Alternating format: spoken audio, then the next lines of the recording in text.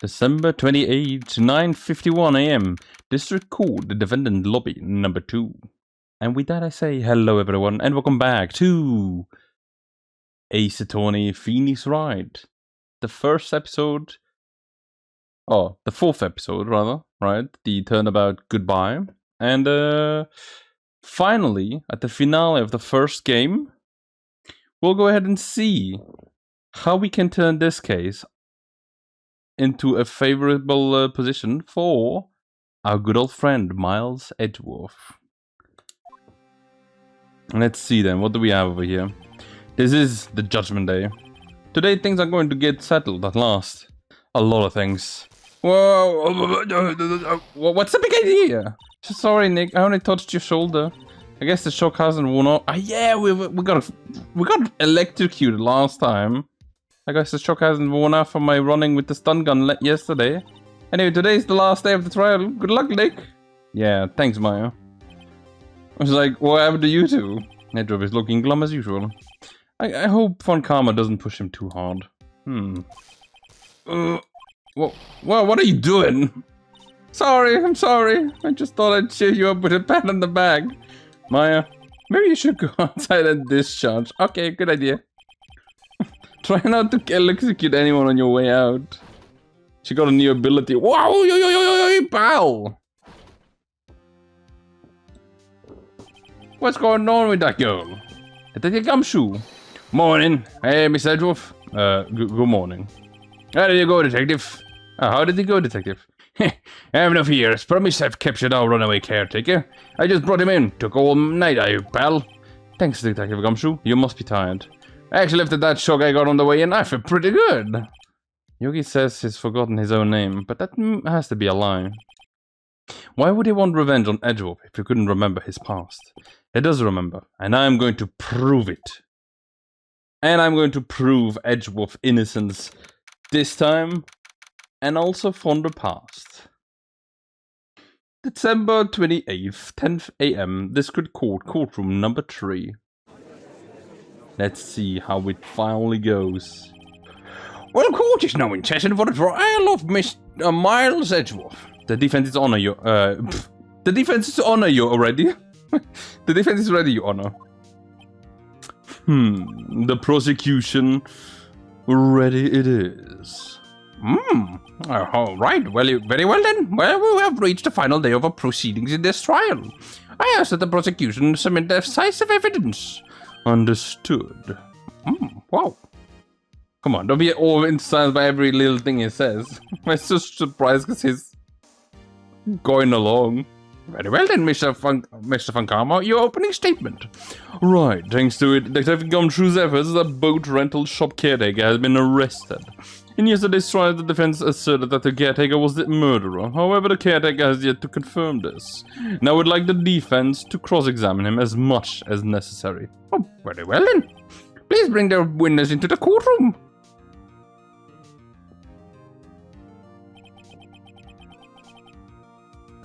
Ladies and gentlemen of the court, I believe you all remember a witness. He lives in the boat rental shop on the lake from where he witnessed the incident. In addition, he has currently lost memory of his name and identity. Witness, why did you run away yesterday? The witness was not running away, as they will now testify. Okay, I see. Very well then, please begin your testimony. Why I left court? Well, wait. Oh, how did it go? Like, yup. Okay, there you go. Oh, I'm really sorry about what I did. Just leaving yesterday like I did. Yup. But I went running away on nothing. I went to buy some food for Folly, you see. I figured I got nothing to do with the incident anywho. I mean, I would need one of those motive things, right? And I'm got one, so my testimony yesterday stands as it is. The motive is in my hands. Very well then, let's begin the cross-examination. Let's know his name. Yanni Yogi. You're Yanni Yogi, and I am going to prove that. If I have to bring someone to a witness stand, yeah, I'll prove it even if I have to bring in a unexpected witness. I'm really sorry about just leaving yesterday like I did.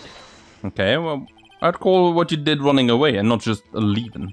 You heard Larry's testimony and realized you were in danger. No. Now, Mr. Wright, there's no need to rush into conclusions. As I said, the witness was not running away. Listen to the testimony. He seems relaxed. In fact, they both do. Pheonix and Yanni Yogi. But I wasn't running away or anything. Then why did you leave? You're just about to say why. Why is it so hard for you to just quietly listen when someone is talking? If I said quietly, Edgeworth would be guilty in 3 minutes. True. I went to buy some food for Polly, you see. Food? Well, Polly's a bit of a gourmet, you see. She only eats these high-quality bird pellets from France. They only have them in the big pet shop downtown. But you weren't arrested until this morning. Why didn't you go back into the caretaker's shack? I kind of got lost, you see. The witness has trouble remembering things sometimes, and when the police apprehended him, he was on his way back to the shack. Yeah, right. Nice try from Karma. No one's going to believe that. I see. So he was lost. Please, Your Honor, come to your senses. I figured I got nothing to do with this incident anywho. You've lost much of your memory, is that correct? Yup. It seems like it. Then how could you know that you didn't have anything to do with this incident? Or maybe you're lying about not having your memory, You know exactly who you are. The witness has testified quite clearly that he has no memory of who he is. If you claim he is lying, then show the court proof. How am I supposed to prove what's going on in that old codger's head? That's impossible. I am glad you've come to your senses, Mr. Wright. Very well then, witness. Please continue. I mean, I would need one of those motif things, right? And I don't got one. How can you say you had no motive? I would say you do. You had a grudge against Edgeworth and the victim, Robert Hammond. That's why you took revenge on them, right? Please don't make me repeat myself, Mr. Wright. The witness has no memory of whatever. Anything beyond several years ago. You can't hold a grudge. It's impossible. I have to prove his line about his memory. Otherwise, it's going to be like this thing over and over again until the trial ends. Why are you saying something, Mr. Wright? Yes, Your Honor. You've been saying the same thing over and over now. You've been calling the witness' memory into the past or lack thereof into question. But does this really have anything to do with the current case? Of course, Your Honor. The witness has said he has nothing to do with this case, and no motive. Both of these statements are lies. Order! Mr. Wright, there is a serious problem with your claim. Or are you saying that you know who this witness is? Of course, Your Honor. Ho, ho, ho. Now this is interesting. Well, I would like to know myself, so who is he? Oh, don't play dumb, Pheonix. Mr. Wright, please tell me this witness' name. Oh, it's Yanni Yogi. His name is Yanni Yogi, the former court bailiff. Yogi? That name does sound familiar. Oh, Yanni Yogi from the DL6 incident. Oh, I figured the judge would have heard of it. It was such a famous case. But what does it mean? Your Honor, if this man is Mr. Yogi, then he has a clear motive.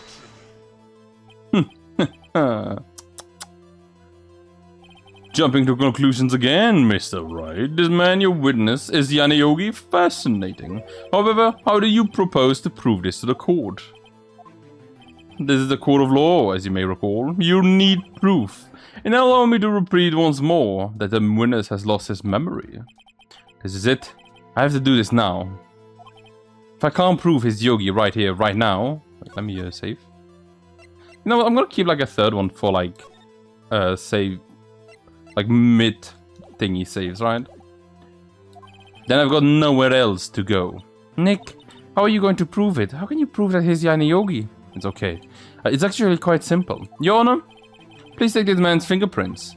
Then we'll compare them to the fingerprints on file for Yanni Yogi 15 years ago.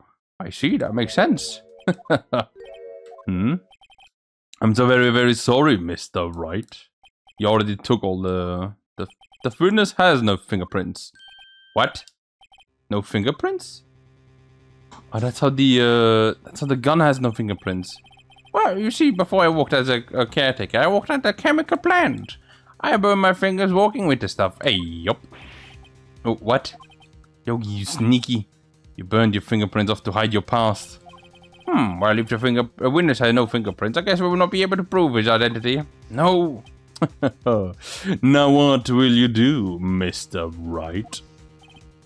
Isn't it the case has been decided? No. Faster than I thought. No, I know what happened. I know everything. I just can't prove it. But no, I can't let it end just that. Not yet. There has to be another way. There is no one who can testify as to who this witness is. No one. Nick, what are you going to do? I haven't even considered that he might have erased his fingerprints. What do I do? Mr. Wright. Perhaps you would like to cross-examine his parrot for a little comic relief, Yeah, very funny. You're a sore winner from karma. Wait a second. Cross-examine his parrot? I thought Pheonix was the one who got that idea, but no. It was Von Karma himself. He put his... Oh, I can't believe that. That's so funny. No, you're not going to. Your Honor, the defense would like to take Mr. Von Karma up on his proposal. Take Mr. Von Karma up? What? On my proposal? Exactly, Your Honor. I would like to cross-examine the witness' pet parrot, Polly. Order. Well, what do you think, Mr. Von Karma? Need you even ask? This is a farce, I say. You object. Well, I object to your objection. Wait a second. You were the one who suggested I cross-examine the parrot, Von Karma. I have a right to do as you suggested. Well, if you're so desperate, then please be my guest. Of course, should you go through with this and nothing comes of it, I hope you're ready for the consequences. Nick, this is crazy. Well, still want to go through with your little game? Yeah, let the parrot take the stand. I will cross-examine her, Your Honor. Okay. This is the most ridiculous thing I've ever heard. Von Karma's rigged every person's testimony, even pieces of evidence, except parrot. She's my last chance. At least, I think so. The parrot! Bailiff, bring us the parrot.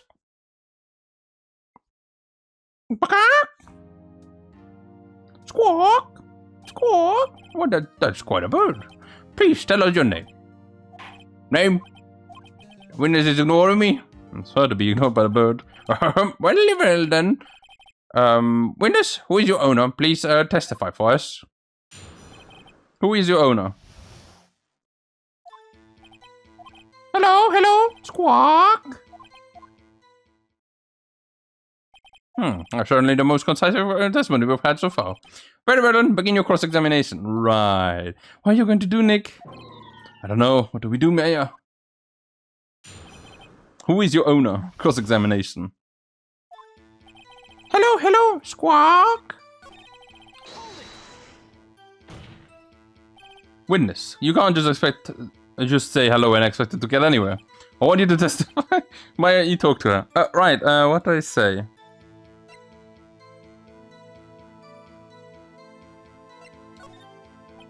As I recall, 2 days ago. Polly, have we forgotten something? Squawk! Don't forget DL6. If we can get Polly to say that here, that would prove that the caretaker had something to do with DL6. Polly, have we forgotten something? Hello, squawk. That's not what you're supposed to say. Forgot something we forgot. Hello, squawk. Uh-oh, it's not working, Nick. She won't say it. This is ridiculous. Why won't she say it? Something the matter, Mr. Wright? Wait, don't tell me Von Karma expected this. He couldn't have retrained the parrot, could he? Did he train her not to spawn when we've asked if we've forgotten anything?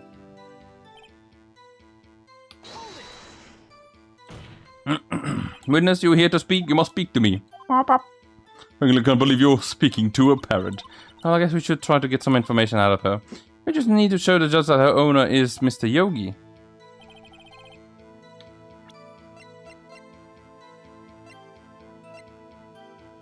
I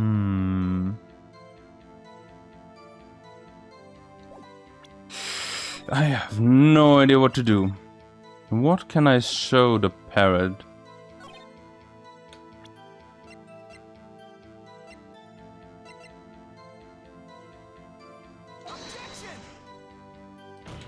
No. The winner statement is clearly faulty. That's a parrot. I also don't know which one I gotta, like...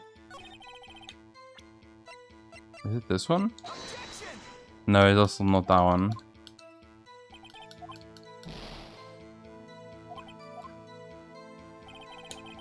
Because this one says, like, it's the cat... Right, the boat shop is the caretaker. What if I present the DL6 case file? No, it's also not that one.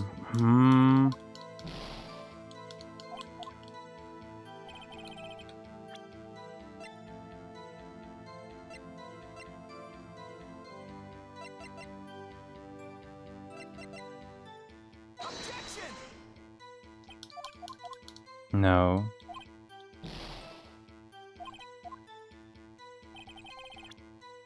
Gonna load. Gotta refresh my HP. What could be the thing? The photo of the character? Because I don't have a photo of...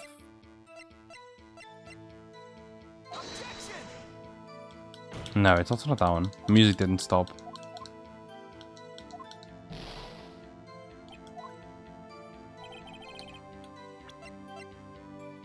I shut that one, right?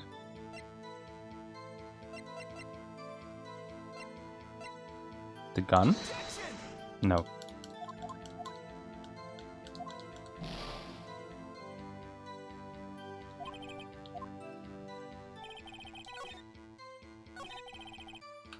Maybe I gotta go to one of the other ones.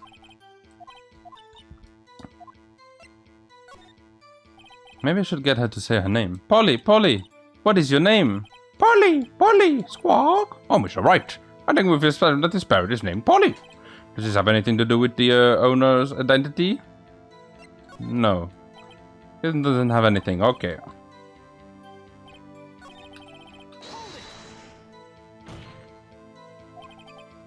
I want you to testify. What's the safe number? The safe? Why? Well, I just tried to get her to say anything. What was the number in the safe in the shack? 1228, 1228. What a reckless parent. Well, Mr. Wright, you're claiming that the numbers have something to do with the caretaker. 1228. The 12th. The 28th of December. Actually, it does. That's why I had her say it. Ridiculous. Wait, I'm gonna also re-get my HP back. Wait, no. Ah, that was the wrong one.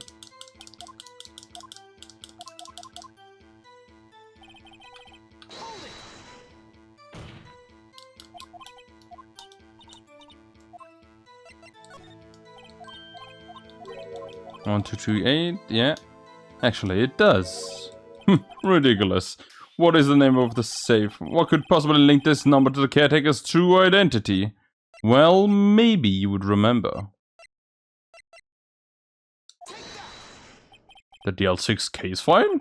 What is this obsession you have with that case? Mr. Wright, where is this file something related to the saving number? The victim data, the suspect data, case summary? I guess I could check. Case summary. Oh, there you go, the date, right? The other two don't have anything to do with it. Okay. It's on the case summary page. The case summary? Specifically, the date on which the DL6 incident occurred. The date on the incident, December 28th. Why, that's today's date, 15 years ago. And the number of that safe is 1228. Aha! He used the date on the DL6 incident as the number for his safe, Your Honor. That's how important that date was to him. I see. It certainly is an interesting coincidence. People often do set their secret numbers to dates. But it's not tangible proof. I said my ATM card numbers 20001 because I'm number 1. This has nothing to do with the date. I gotta steal his card. I know his code now. It is rich, I wouldn't notice. Right? Indeed. Alone it is a weak for evidence in a murder trial. We'll need some other corroborating evidence. Where am I going to find that? Nick, we're getting close. One more. If we can just get one more piece of evidence. Alright, but what? Well, very well then, witness. You may continue.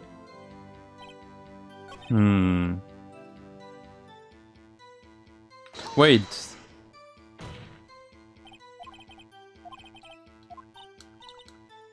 With the name.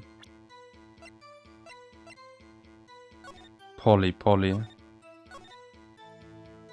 Jenkins committed suicide. That was the name that they picked? What is your name? Of course. Yes, it does. Fascinating, you claim that the parrot's name will prove her owner's identity. Then show us this proof. Nick, don't you think you're taking the bluffing a little bit too far? Listen, we're not here to answer the question of who is the caretaker. We're here to prove that he's Yanni Yogi. All we have to do is tie the name Polly to Yogi. Your Honor, the proof that the parrot's name reveals the caretaker's identity is, again, with the DL6. His fiancée killed herself. Ooh. So he named the parrot after his fiancée. Okay. The DL6 case file again? That's quite a large file you have there. Which page is the proof of you then? Show us and stop wasting our time. Very well then, Mr. Wright. Please show us the page. Where is this file? Where in this file is the information connected to the parrot's name?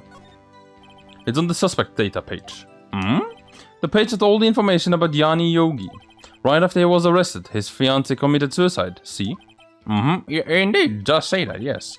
What was the fiancée's name? Polly Jenkins. Oh, Polly! Exactly, Your Honor. He wanted to remember the name of his fiancée who had committed suicide. And that's why he named his parrot after her. I see. I guess that is possible. A mere coincidence, that's all. My grandfather has a dog she calls Pheonix. Well, Mr. Pheonix Wright, does that mean you... does that make you my granddaughter's fiancé? She's only 7 years old. Oh, that's enough. I think we've reached a conclusion here. It's a mere coincidence, that is all.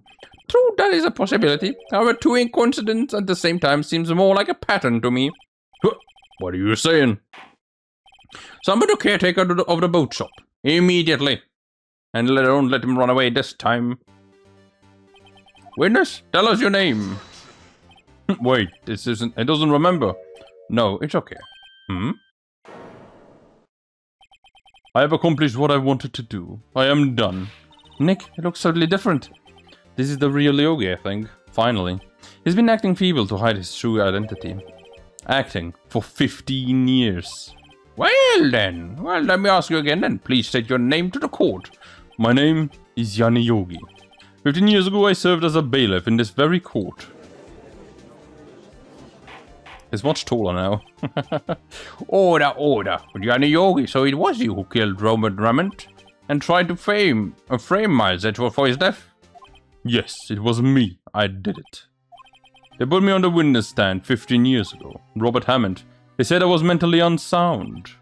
They told me it would make me innocent, get me off the hook. So I pretended to have brain damage.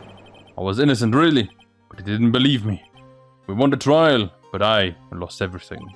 I lost my job, my fiancée, my social standing. And then this year, 15 years later, a package arrived. It was a letter and a pistol. The plan was written out in careful detail. It was a plan for me to take my revenge on the people who ruined my life. I didn't care who had sent it. I thought this was my chance. After 15 years, this was it. Finally a chance to have my revenge on Robert Hammond and Miles Edgeworth. I have no regrets. Oh, wait a minute.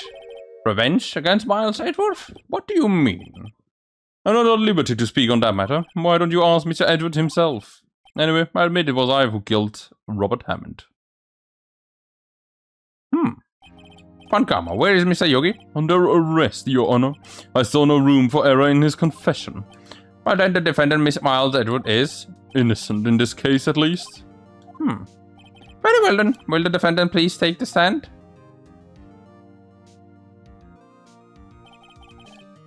There are a few mysteries left unsolved. Still, you are cleared of suspicion for this particular case. I would like to pass the judgment on the murder of Mr. Robert Hammond. Any objections? Nope. Nope. Nope. I don't believe it. Why isn't Funkama saying anything? Very well then. The court finds the defendant, Mr. Miles Edgeworth, not guilty. It feels a bit lacking. Like there's still something we can do.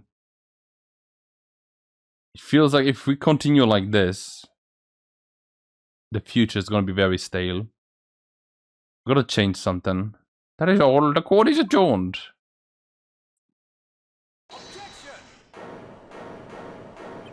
Did they tell me to say objection? It wasn't Funkama. Wait, but that means... No. Edgeworth? Your Honor, I object to you, judgment. Or what do you mean? I'm not innocent at all. As we have heard, Yanni Yogi killed Robert Hammond in revenge. But revenge for what? Nick, Edgeworth is trying to confess. He's going to say he's guilty. He's going to tell them he was the murderer in the DL6 incident. He's going to tell them he killed his own dad. What do I do? I think...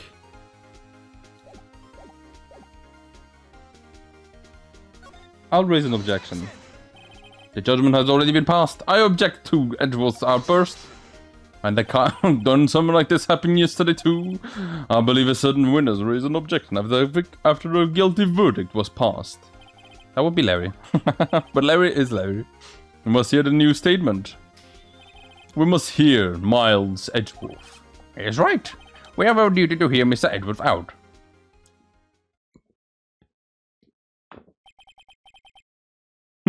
For 15 years, I've had a recurring dream, a nightmare. It's only a nightmare, that's what I've told myself. But now I know it wasn't a dream. Yanni Yogi wasn't the killer. Well, you mean in the incident where your father died? From the distance of the shot, it wasn't suicide either. Everything was as clear as day. The murderer, the criminal in the DL6 incident. It was me.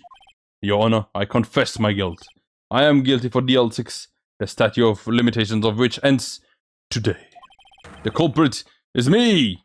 Why are you looking to the left? You're pointing to Pheonix. Order, order. This is clearly unexpected. The defendant declared innocent is confessing to a different crime. A crime of which the statute of limitations runs out today. I'm not really sure how I should handle with this. It's obvious we hold a trial right here, right now. We tried this man for his crime of 15 years ago. I think I would like to take a 5-minute recess. Okay, during this time I will consider the appropriate course of action to take. Court is adjourned. Adjourned. Okay. December 28th, 2:24 p.m. Discord Court, Defendant Lobby number 2. I'm sorry, Wright. I've wasted all of your effort. Mr. Edgeworth, I just can't believe it, sir. I mean, you kill your dad? I didn't want to believe it either myself, detective, but it is the truth, and I deserve to be punished. Murder is murder, no matter what the circumstances. I was gonna say something like, I've been a bad boy. That is crazy. Just crazy. Wait, Nick? What are you doing? Oh, I was just reading through the court record once more. I'm getting my case ready. Your case? For what? Isn't it obvious? I'm going to prove that Miles Edgeworth is innocent. What? What? What are you talking about, pal? He just admitted to it. Well, he confessed that he did it in court. I'm sorry, Edgeworth, but I don't believe your nightmare. What? It's just a dream. It is not real. And the truth is here, right in this court record. In any case, tighten your belts. The real fight is just beginning. I'll prove you're innocent. Trust me. Right? December 28th, 2:30 p.m. District Court, courtroom number 3. Very well then, I would like to resume our trial. Judge, Miles Edgeworth has admitted to his own guilt. He has confessed his crime. Let us begin by hearing his testimony. And then, though pointless, let the defense do their cross-examining. The statute of limitations on the DL6 incident runs out today. Though it's unconventional for me, I would like to run this one by the book. I see. Does the defense have any objections? No, Your Honor. Pankama, you knew this was going to happen from the beginning, didn't you? Very well then. Why will Miles Edgeworth take the stand? Let's go. Let's bring this case. Will the witness state his name and profession? Miles Edgeworth. I'm a prosecuting attorney. I was going to say professional attorney, and it's like, not quite. Mr. Edgeworth, 15 years ago you mistakenly killed your father, Gregory Edgeworth. Is this correct? It is correct. Then testify about this matter to the court. When Edgeworth was telling me about his dream yesterday, I noticed something. One detail didn't quite fit in. I think I know which one it is. He says it fell off, the gun shot, and then everything was over, right? However,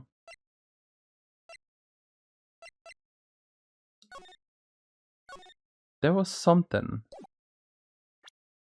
that looks off. That will be the key, but only if I can get it to work. If I gotta get like the specific phrase at the specific timing for the specific moment, I gotta do it correctly. Please, please, please. The DL6 incident. That day I had gone to the courtroom to observe one of my father's trials. We were to take a leave. An earthquake struck. Sorry about that. Trapping us in the elevator. Why have a dog barking? My father and Mr. Yogi lost in composure and began to argue. And just then, something heavy fell at my feet. I picked up and threw it at Mr. Yogi. I wanted them to stop fighting. And a moment later, there was a single gunshot, and then a scream. It was a terrible scream. I remember it to this day. That's all. I like that he said a single one. Okay, I know until now you thought this memory was a dream. We were stuck in that elevator for 5 hours, so the oxygen in the elevator ran out and I lost my memory of the event.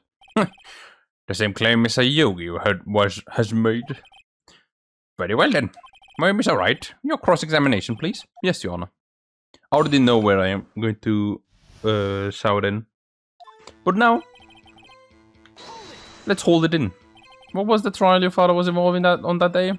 I don't remember things very clearly. Only 2 things. I know my father lost, and I know that Mr. Van Karma was the prosecuting attorney. And that's why he hates him as well. Mr. Van Karma, you were handling that case? It was 15 years ago. I don't remember the details. That was when Mr. Edgeworth pointed out the problem in Van Karma's evidence. Or father, or Gregory Edgeworth. As we went to leave, an earthquake struck, trapping us in the elevator. So there were 3 people, including yourself, trapped in the elevator? Yes, myself, my father, and Yanni Yogi. We were fine at first, but then as time passed, no one came to help. My father and Mr. Yogi lost their composure and began to argue. What did you do then? I was a 9-year-old boy at the time. What could I do? I was scared, trembling in the corner. But then... just then, something heavy fell at my feet. What was it? A pistol. I assume it was the bailiff's, Yanni Yogi's. The safety must have come off when it fell from his holster. And you picked it up, and what happened next? I picked it up and threw it at Mr. Yogi. I wanted them to stop fighting. Did you know it was a pistol when you threw it? I think I knew. I knew it was dangerous, but the air was getting so thick I panicked. So you're saying that you threw the pistol at Mr. Yogi? I was in a daze. A moment later there was a single gunshot, and then a scream. The gunshot fired once? Yes. I think after I threw it I lost consciousness. Since then, they've echoed in my head every day.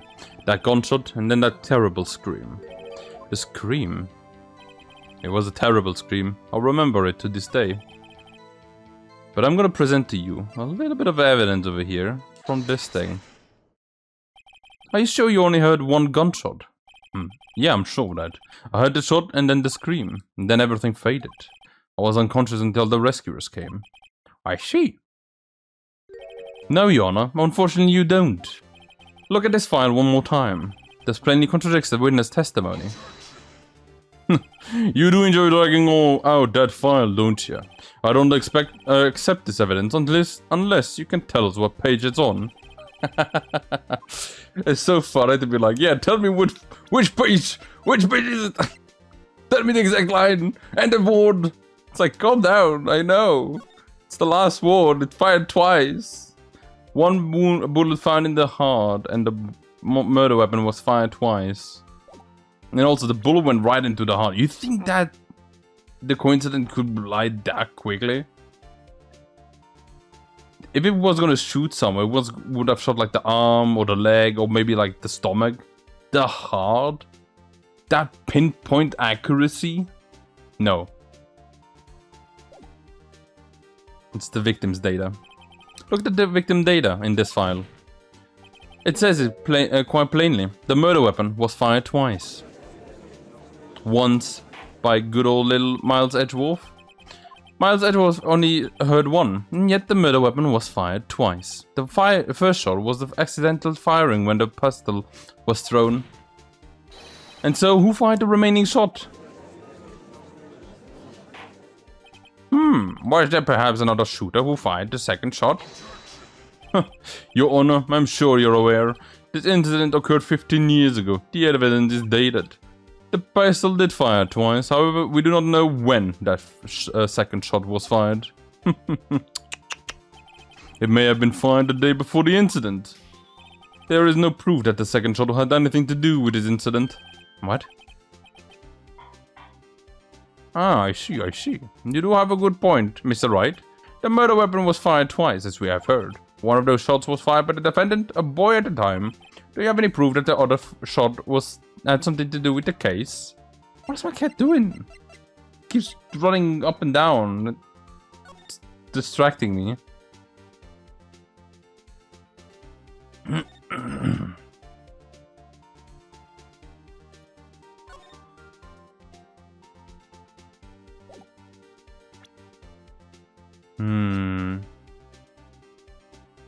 Wait. There. There's a shot on the door. Yes, I do. Your Honor, I think I will be able to show you proof. Oh, what? Impossible. Now then. No, Mr. Van Karma. Save your surprise for after you've seen the evidence. Very well then, Mr. Wright. Show us your proof. Do you have evidence that the second firing of the pistol is related to the incident? Look at this photograph. This is a photograph of the scene of the crime, 15 years ago. I can see that the victim lying there is Gregory Edgeworth. This proves that the murder weapon was fired twice at the time of the incident. This photo proves it. So let me get this straight. This photo proves 2 shots were fired. Where? Your Honor, please. Please get a clue. Show the judge the contradiction in the photo. Why are you so blind? Look at this thing. There's a hole. It should be obvious the contradiction is here. I see. A bullet hole in the door. Your Honor, Gregory Edgeworth was killed by a shot from the pistol. Yet there is also a bullet hole in the elevator door. Also, that should have been enough to bring like air in as well. We also know that the murder weapon was fired twice. Thus, someone other than Edgeworth fired the second shot. Order! Mr. Wright, what are you driving at? It's simple, Your Honor. At the time of the incident, 2 shots were fired. One went into Gregory Edgeworth's heart, and the other hit the elevator door. Remember that the defendant lost consciousness after the shot he fired rang out. In conclusion, we must agree that the second shot was fired by someone else. Mr. Wright? But who could that someone else be? The murderer, of course. I knew I should have stopped you before your wild fantasies got out of hand. Mr. Wright, look once more at the old 6 incident case file. Look closely. Try the case summary page.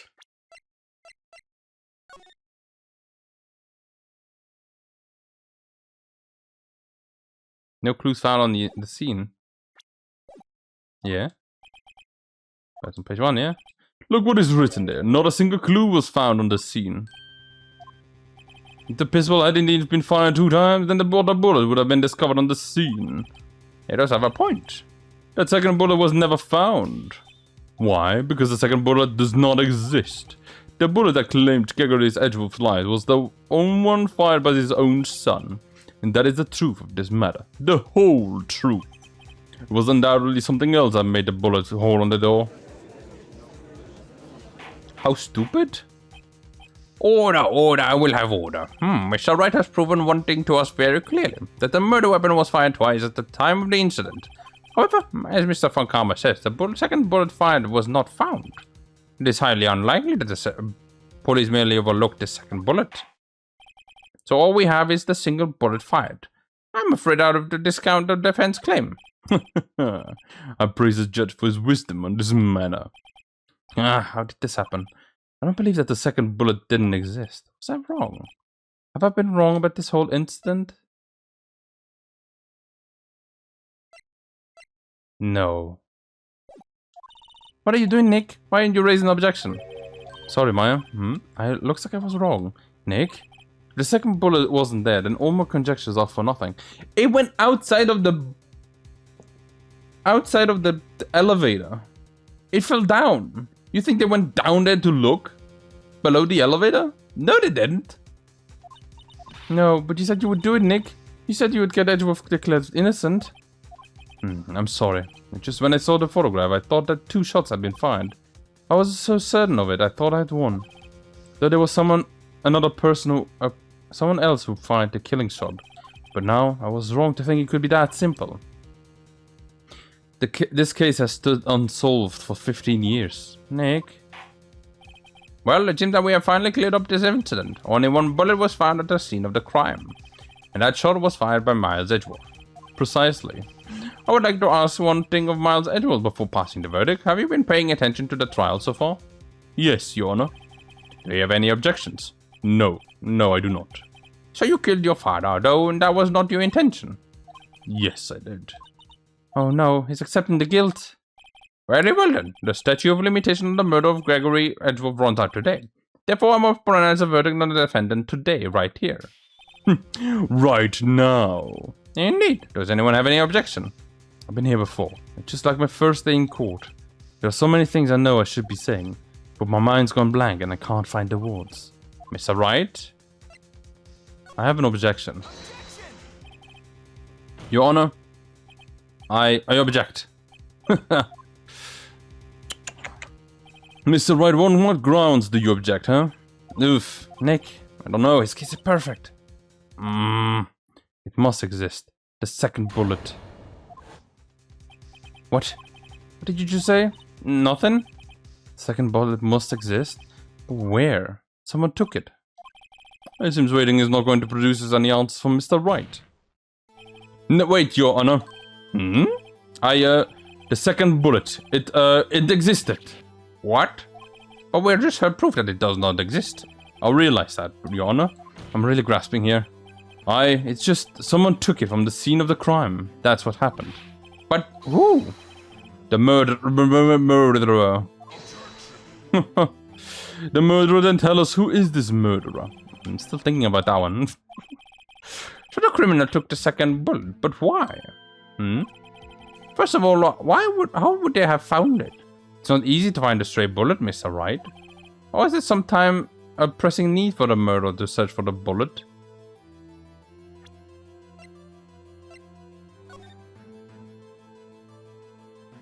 Did the bullet not go through the thingy?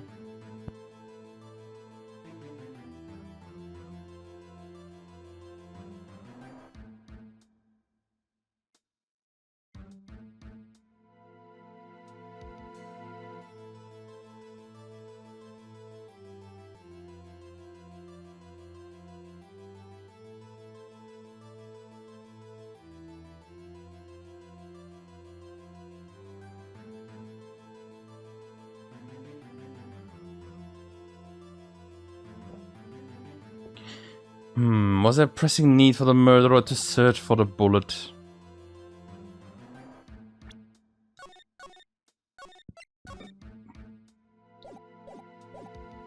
Didn't need it, they had to find it. Of course there was a need, that's why they took it. What possible reason could they have had? Well, the reason the murderer took away the bullet from the scene with them was... the murderer was cautious. It was a bailiff.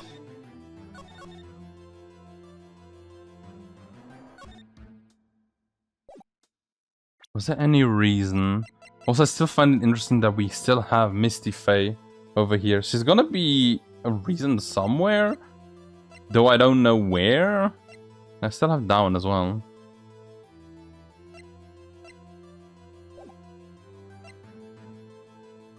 The bullet would be proof. Ah, no. As proof? It was a special bullet. They took it with... If that was the case, then they should have taken the bullet from inside Gregory. You think they're gonna do that? Eh? Why would they only take one of the 2 shots fired? Oh, right. Mr. Wright, have you really thought this through? I'm going to have to penalize you. This isn't going well. Wasted some time. But some pressing need for the murderer to search for the bullet.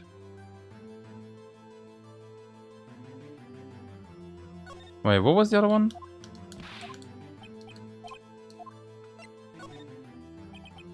Ah, no, that one's also not gonna work, I think. If that was the case, then they should have taken the... Yeah, it's the exact same thing. Okay. Well, you know what? I'll just load back the file that we had before. Well, the murderer didn't need it. Why would the murderer have spent the time to look for a stray bullet? I haven't got a clue. What's wrong, Mr. Wright? The murderer had no reason to take that bullet. You don't want to admit it, but it's true. Had to take it. Had to take it? The murderer? What does that mean? You're thinking too normal. Think crazy. Don't think why the bullet was taken. Think why the bullet had to be taken. Mr. Wright? Yes, Your Honor. I have no idea what I'm doing. Well, the murderer had no intention of taking the bullet from the scene. But the murderer had to take that bullet. Had to, Mr. Wright? What do you mean? Well, for instance what? Maybe the bullet hit the murderer? The bullet hit the murderer? Just saying, for instance. I mean, if it hit you, you would have to take it with you, wouldn't you? It's not that you could just perform surgery right there, you know? What? What? Wait a second. I was just talking off the top of my head, but what if that's really what happened? Let me get this straight. At the time of the murderer themselves was shot, and then they left with the second bullet still inside them, thus leaving only one bullet at the scene of the crime? Yeah, I guess that's how it would work, yeah. But there's a problem with that. The other 2 people rescued from that elevator, Miles Edgeworth and Yanni Yogi, were both unarmed. So would that mean the murder came from outside? Yes. Wait, what?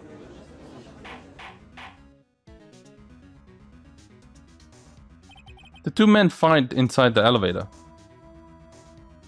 Trying to stop them, the boy picks up the pistol at his feet and throws it. The pistol discharges and the bullet goes through the elevator door and hits the murderer outside. The boy loses consciousness. And then the murderer opens the elevator door and sees the men inside. What? Mr. Wright, you are truly the most unpredictable defense attorney I've ever known. I can tell you're grasping, but yet I cannot deny the possibility of what you say. What are you talking about? Deny it! Deny it! No one involved with the incident was wounded. There was no murderer. No one was wounded at the time of the incident. He's right. I can't think of anyone. Hey, Nick. I just thought of something really crazy. Crazy? I was crazy once. Remember what Mr. Grossberg said yesterday? Gregory Edgeworth dealt the blow to his perfect trial record. Wow, it must have been quite the blow to Van Karma. He took a vacation for several months after that, you see. It's an unusual event for the man. That was the first and the last vacation he's taken in his many years of prosecuting. What if Van Karma didn't take that vacation because of the shock, but took it because he was injured? Which could only mean one thing. He was the murderer in the DL6 incident. He was the man who shot Gregory Edgeworth. It was Pheonix. Oh man. Something wrong, Mr. Wright? You seem dazed. No, Your Honor. Well, you have indicated the possibility that the murderer came from the outside. Can you give us the name of your suspect? Oh, should I come out and say it now? That's a good question. Do we? I already safe-scummed a little bit, right? I'll say it now. Your Honor, there is a suspect. One lone suspect. Oh, nope, it wasn't that one. The music continues. Well, this is interesting news. Well then, Mr. Wright, who is your suspect? My hands are shaking. What? Pheonix. Pheonix? Eh? What? What do you mean, the Pheonix? The prosecutor? The one standing right over there? You don't object? I see no need. Why honor this ridiculous outpost with my objection? Because you took a vacation for several months starting the day after the incident, yet you pride yourself on a perfect record. Why would you take such a long vacation without any reason? So you're claiming that I took a vacation to heal my injury from the incident? Fascinating. Prove it. I would have no needed surgery now. Where did I go under the knife at, Mr. Wright? Bring the doctor that operated on me. Have him testify. Nick, let's find out who his doctor was. It's no use. Edgeworth? I know Pheonix, perhaps too well. He's perfect. He wouldn't leave clues. He probably didn't undergo surgery. That would leave a doctor as a witness. Nobody's that perfect. So what now, Pheonix? Did Pheonix pull the bullet out by himself? That's insane. That's something only a crazy person would do. And you know what? We know a crazy... Like, didn't someone just tell us to think like a crazy person? No, you couldn't have. You couldn't just pull bullets out of yourself. Wait. What does that mean? That bullet has to be somewhere, but where? Well, Mr. Wright, can you prove evidence to prove that I was shot? I'm gonna load that one. No, I'm gonna save that one. Right. Show evidence?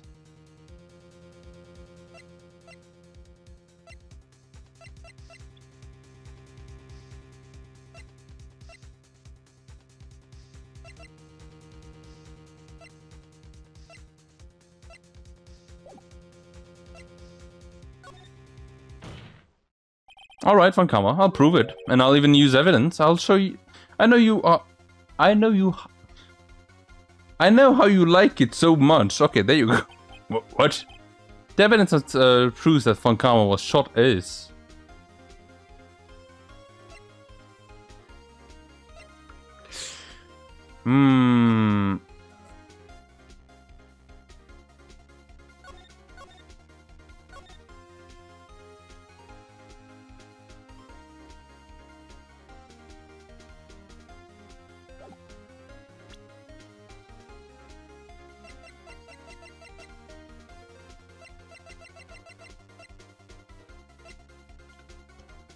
What could it be?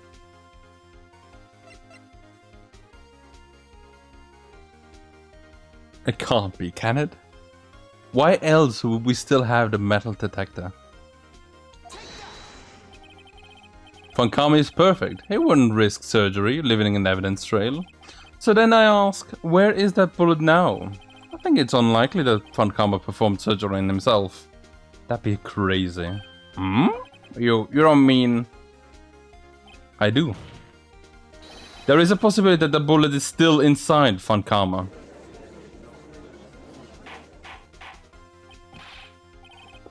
Is that even possible? For all these years? Well, there's only one way to find out. We could use this metal detector. Well, Pheonix, I'm going to run this over you and we'll see what we find. It's like, oh, I refuse. Oh, you refuse? What refusing this means? You acknowledge that the bullet is still inside of you. Let's go! Order, order, order! Your Honor, the defense requests that we be allowed to use the metal detector. No! Judge, I call for a suspension of this trial. This is an invasion of privacy. The statute of limitations runs out on this case today. It was you who said we had to end it here, right now. Enough.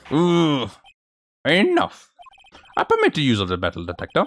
Mr. Von Karma, you will submit yourself to testing. Nick, what does this mean? I don't know, but we have to give it a shot. Let's go. I didn't think it was gonna be that. That's loud in my ears. He reacted. Something is inside his right shoulder. The bullet.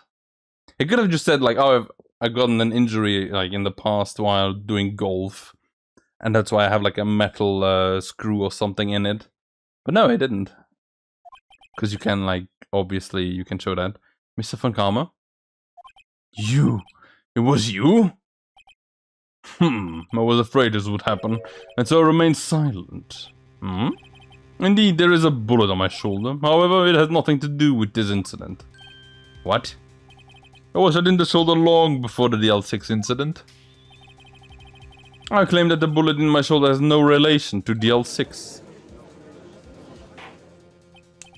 But, Mr. Von Karma, how could you prove that? Prove? I have no obligation to prove anything.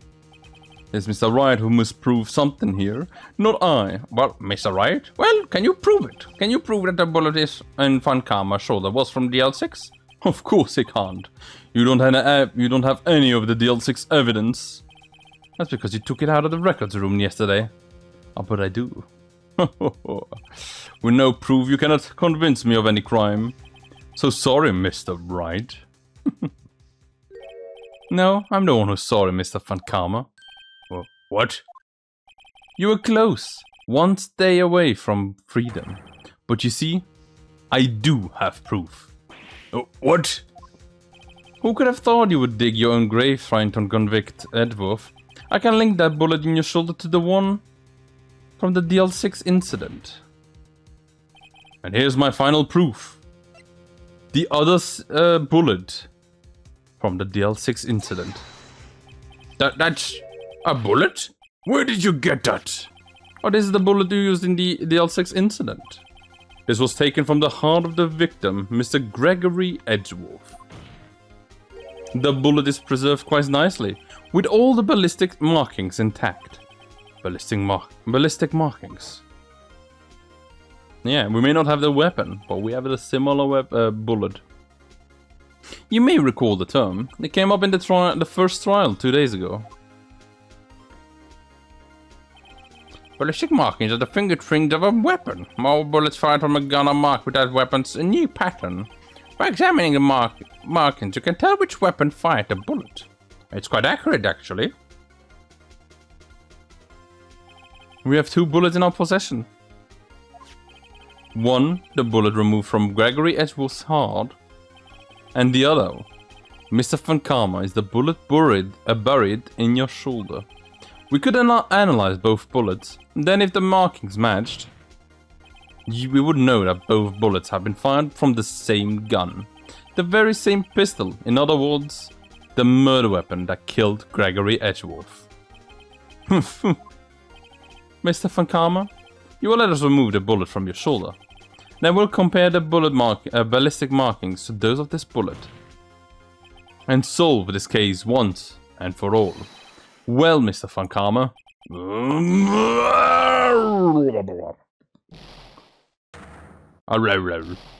Warg, our, ooh, ay, oh. I love the words that they say. That scream. I've heard that scream before. Wait, I know.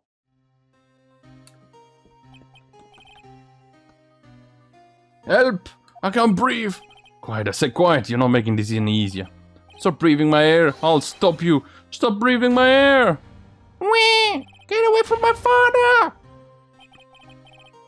I did say that. Bang! Arrgh! It's that scream I heard in the elevator.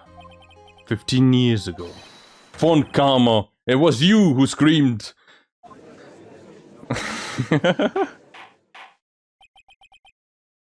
Mr. Von Karma? Oh, Edgeworth! Edgeworth, only you would dare defy me! So who was you? You and your father are my curse. Your father shamed me with a penalty on my record. And you left a scar on my shoulder that will never fade. I'll bury you with my bare hands. Death. Death. That is a good death metal concert goer.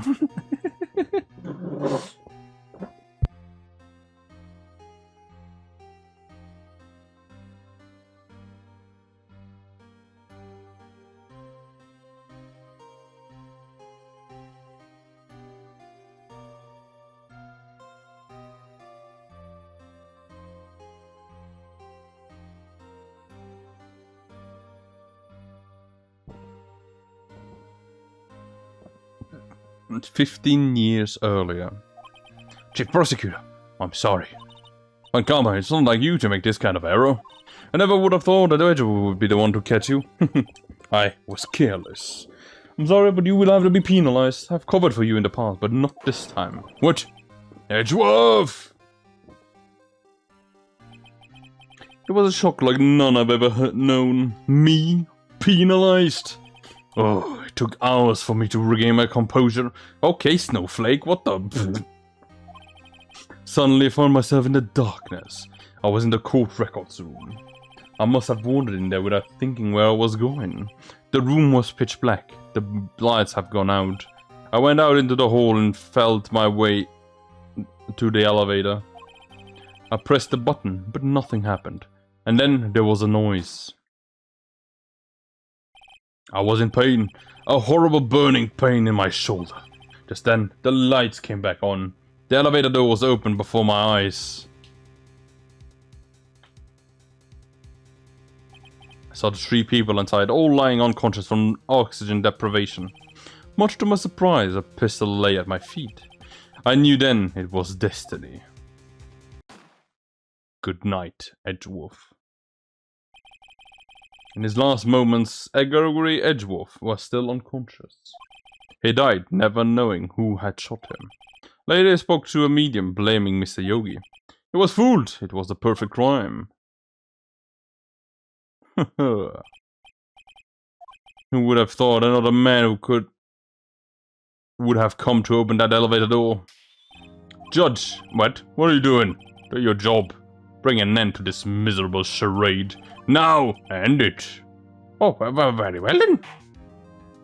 Miles Edgeworth, you are not guilty.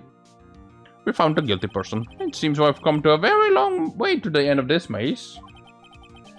15 years later, Mr. Miles Edgeworth. Yes, Your Honor. You're innocent, and you are innocent, and you will always be innocent. Maybe, hopefully. We'll never know. You might get yourself in another case like this, knowing your luck. As you say, it was all a nightmare. Yes, Your Honor. This court finds the defendant, Mr. Miles Edgeworth, not guilty. Also, I wonder what must Miles be going through now, right? It's like after thinking so much about his father's murderer, right? Thinking the defense attorney got him out scot-free because it was like not doing it was falsifying things and stuff like that. When actually no, Yogi was innocent that time. This time no. This time was fully is guilty. And then it was like afterwards going to war for the murderer of your father without even knowing, right? Becoming like the disciple of him. It's gotta be weird. That is all. The court is adjourned. Is Von Karma not gonna go behind bars? I think so, right? December 28, 5:38 p.m. We were there for 3 hours? District Court, defendant lobby number 2. Nick, we did it! Did you see his face? Von Karma looked even paler than usual. He's pretending to be all cool, but inside you crushed him, Nick. Crushed him like a little pea that he is. I gotta say, I'm impressed. It was pretty close though, I'm not gonna lie. I was sure we'd had it. I know I was on the verge of tears the whole time myself, but now it's all just a good memory. So it's finally over, Edgeworth. Right. Yeah. I am not sure how to say this. I know. I tried thank you. I see. Thank you, Wright. You're welcome. I think you could have done better than that. It's the best he could have. I'm sorry, I'm not good at that sort of thing. You got a lot to learn, Edgeworth. Just got you there. Woohoo! Amazing, pal, you pulled through this like I thought you would. I never forget this. I'll owe you one, mate. Tonight, let's party. Dinner's on me. I am my salary went down a bit this month, but who cares? Seems, Edgeworth, you could have taken a lesson from Detective Gumshoe. Oh, sorry. That's how you say thank you. Oh, hello, the kitty. I see. Woohoo! I feel foolish. Oh, don't worry. Take it a little at a time. You'll get used to it. It's been 15 years since I've seen Edgeworth this unguarded. Hey, y'all. Oh, Lotta, what are you doing here? Yeah, but great in there. Thank you. Yo, Edgeworth, congrats. Thank y'all very much. I knew you were innocent from the start, you know, of course. Just look at you. You wouldn't stick your hand in the cookie jar even if no one was there. You were the winners on the first day of the trial, weren't you? Yeah, well, let bygones be bygones, eh? Speaking of which, what are you doing here, Lotta? Who, me? I went back to college. I gave up trying to be an investigative photographer pretty quickly. Really? Well, that's too bad. Isn't that the hot dog guy from the park? Oh, Larry! It's over, Nick. My life is over. Oh no, this is girlfriend. Leave him. What is that face, Larry? What happened? Oh, Nick, I'm not long for this world. You don't look sick. It's Kianci. She's going to live in Paris. Paris, Nick. She's leaving me behind. I should have seen that one coming. Yo, Edgy. Oh, there you are. Yeah, here I am. Congrats, Edgy. Yeah, a little gift from me in celebration. Celebration? That's unusual for you. Well, Harry Butch. Oh, Harry Butch, you come along tonight too. Buy a treat, pal. Oh, thanks. I'm looking forward to it. Yo, Nick, that's the suit that questioned me. When I said street, that's not police talk for prison food, right? Right? I think you'll be fine, Larry. Right. Yeah? What's up? That envelope that Larry gave me. It's got money in it. Well, yeah, that's not that strange. People give money away to celebrate sometimes. It's $38, right? Huh? What a weird amount. I mean, it's not a little, but it's not a lot either. $38 exactly? Nick, wasn't that exactly the amount of lunch money that was stolen from Edgeworth in school? 38. No, Larry, it was you. It was you. What are you so surprised about, right? Larry was absent that day from school, right? It doesn't automatically rule him out as a suspect. What? Think back to that day, 15 years ago. Larry took the day off, but it was bored, so he came in to school anyway. Then he saw the money lying there, and the rest is history. I never was good at history. Edgeworth, you didn't know, did you? I suspected. I just couldn't picture Larry protecting you like he did that day. Everyone else was saying you did it. The whole class was against you, remember? Yeah, too well. Right, you might not know this, but you used to have a saying back in school. When something smells, it's usually the buds. I know! Right, really, right? I'm surprised you didn't figure that out.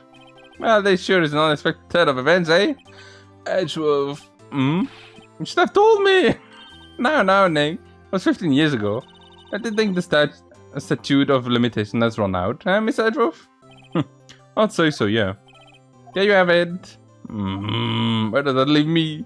I became a defense attorney because of what you did. 15 years! 15 years of my life! Well, you've always been something of an insufferable emotionalist. Yeah, and you get woke up too easily, too. Death!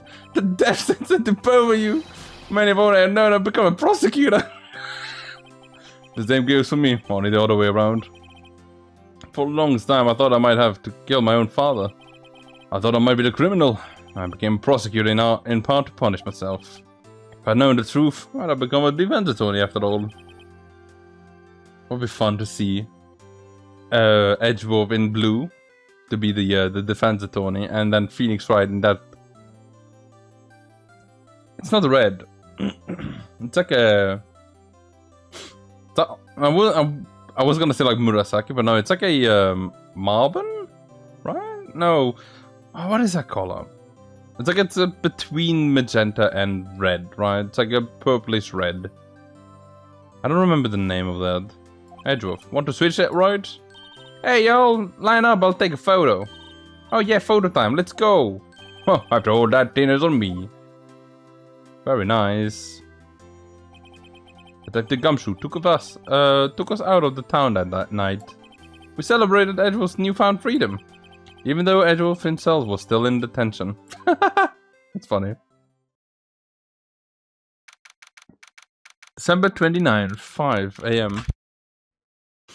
December 29th, 5 AM. No, 5:02 AM. Wright and Co. Law officers. Are we going there to party? Ah, familiar sight.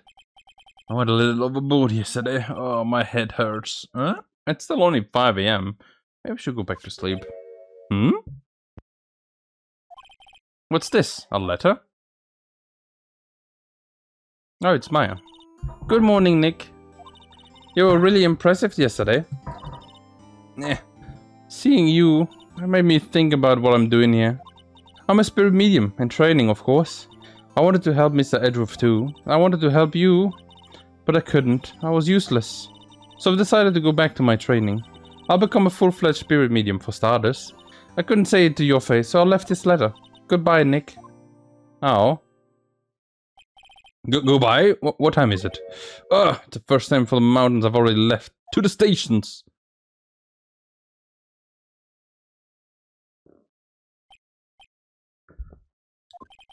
I guess I'm too late. Oh, hey! Nick! Maya? So, you're leaving? Yeah, it's hard being a spirit medium who can't talk to spirits. And I think you'll do fine without me, Nick. Be good, okay?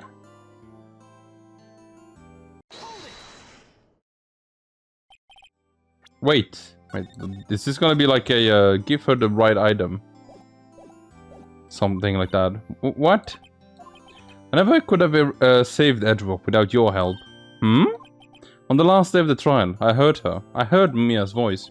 You heard my sister? Yeah, only her voice, but still. It was at the very end, when I thought I had lost everything.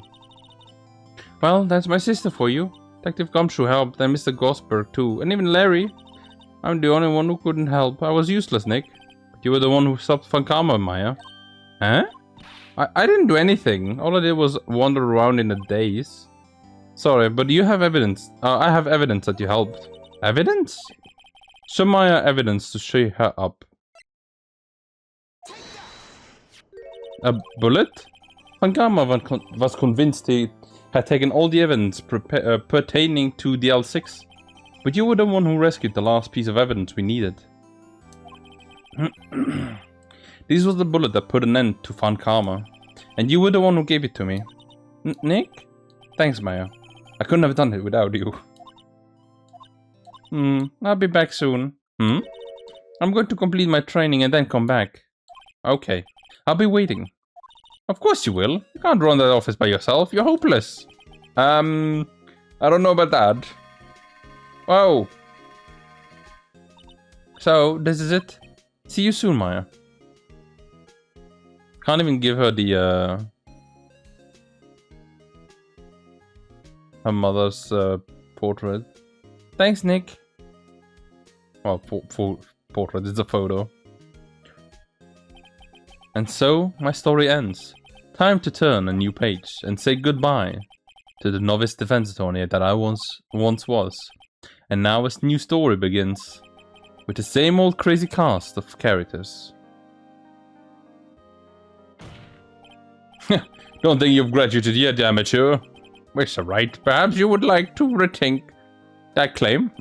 Yes, Your Honor. Uh-oh, I got a bad feeling about this.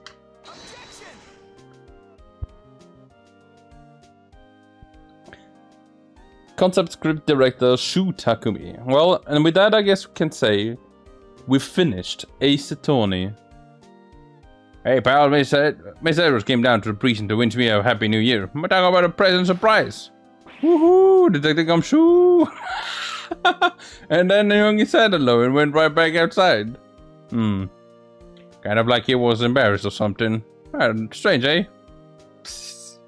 I love that that's gonna that it does that. Oh.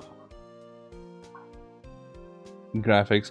That game looks so good. It's kind of funny.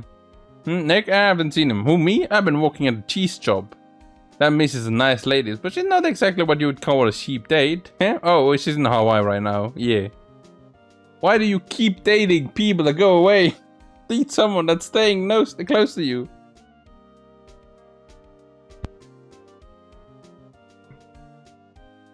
But like the HD remake of the game looks very nice.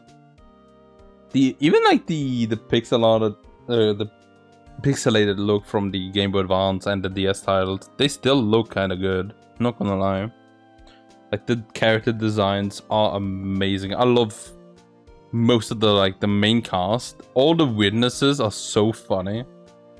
I love when they get like crazy, you know, when they're like, oh no, I've been found out, time to go super mode or like super saiyan and stuff like that. It's so funny every time. I love it. Like the stories as well, like the that case with Miles Edgeworth, very cool. I loved it.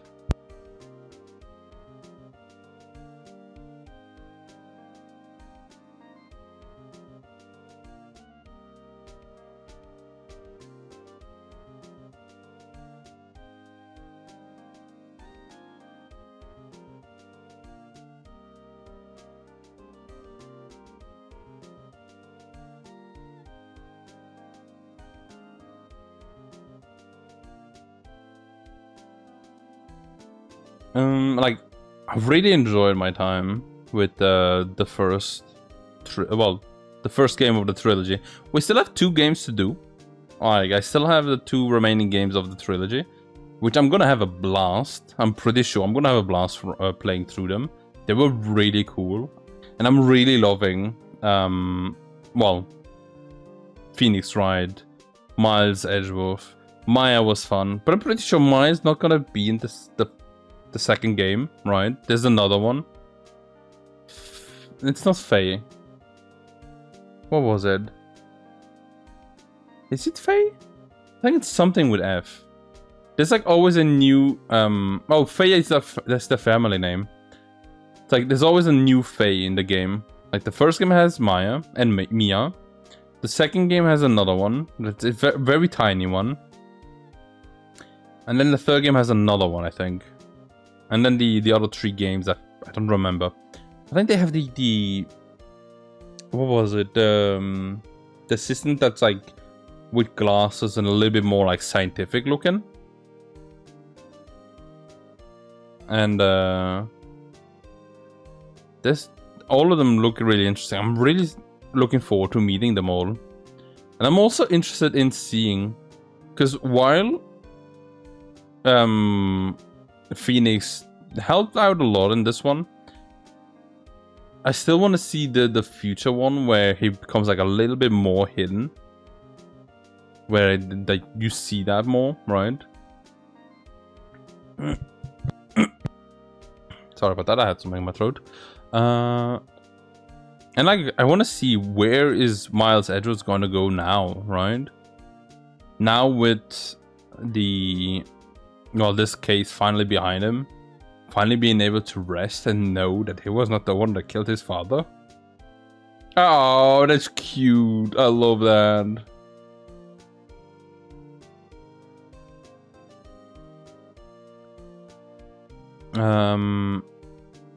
You know, like, what the? Hold it? What do you mean, hold it?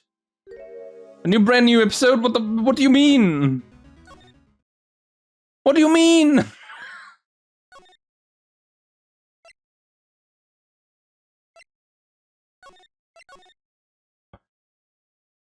This is an episode 5? No. I thought it was only four episodes per thing. That one's gonna be completely... No, don't autoplay. What the? How did I open that? Well, we'll see in the future. For you guys, it's gonna be completely black. But yeah, like I said, we're still gonna be continuing the game, right? As you can see, there's gonna be an episode 5. Interestingly enough, I don't know. The character that was shown was also the one that I was talking about, the scientific looking Fae, right? So I'm looking forward to that one. But is this like a... Oh, there you go. Get me back out of here. Get me out of here. To the title screen. Like, if I go to new game...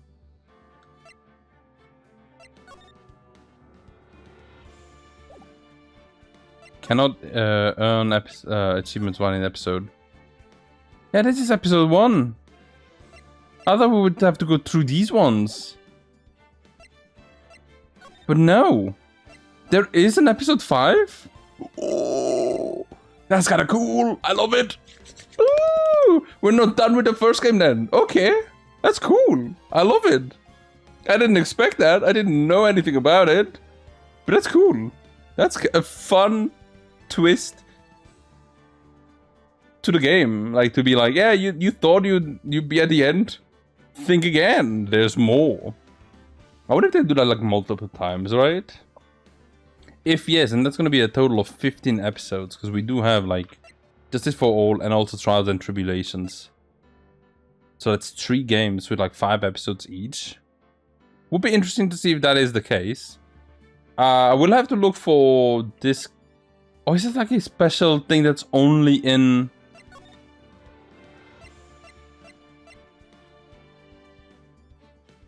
Is this a thing that's only in this game?